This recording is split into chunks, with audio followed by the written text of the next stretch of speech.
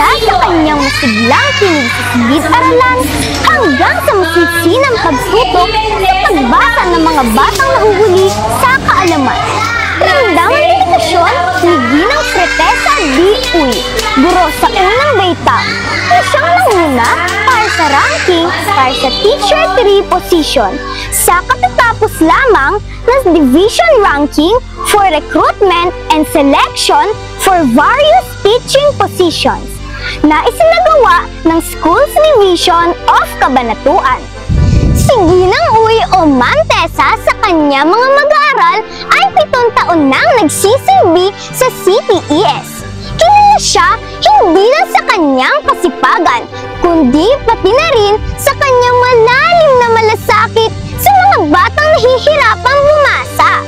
Bilang isang reading coordinator, isa siya sa mga nagsilbi nitong nakaraang bakasyon para sa remedial reading program na tumulong sa mga mag-aaral mula baitang 1 hanggang baitang 3 na magkaroon ng pundasyon sa pagbasa. Sa interview sa guro ay ibinahagi niya ang karanasan sa pinagdaanang ranking. Well, overall po, naging challenging po yung experience ko sa application for promotion. Magsimula sa pagpe-prepare ng documents hanggang sa paggagawa ng lesson plan for the demo at saka self-reflection ko rin sa pagtuturo ko as teacher. Pero hindi ko tiningnan ko siya as an opportunity for growth po. So, naging happy naman po ako sa resulta ng aking application. Bukod kay Ma'am Tessa, nanguna rin si Binibining Meryl Joy Miranda sa ranking ng Teacher 2. Siya ay guro at grade leader sa 2 baitang. Pumangalawa naman para sa Special Education Teacher si Ginang Laika Regal. Hindi rin nagpahuli ang iba pang guro ng CTES na nakapasok sa top 20 ng Teacher 3 ranking. Sina Ginang Regina Ingito, Ginang Maylene Grace Nisperos, Ginang Amrayda Benigno, Ginang Sonia Gumarang, at Ginang Cristel Quijano.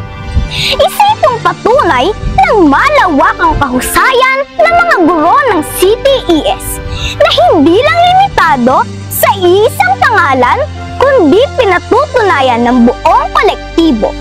Ang division ranking ay isang mahigpit na proseso ng recruitment at promotion sa hanay ng mga guro sa ilalim ng Department of Education. Kabilang sa sinusuri sa mga guro ang education, training, experience, PPSP-based performance, actual class observation, portfolio annotation, and interview. Layunin ng proseso na matiyak na ang mga guro ay handa sa mas mataas na responsibilidad at may sapat na kakayahan upang matugunan ang mas mataas na antas ng pangangailangan sa pagtuturo. Ang resulta ng nakaraang ranking ay hindi lamang sukatan ng profesional na tagumpay, kundi patunay na patuloy ang pagsisikap ng Campino Elementary School na itaguyod ang dekalidad na edukasyon, integridad na serbisyo, at malasakit sa bawat batang mag-aaral.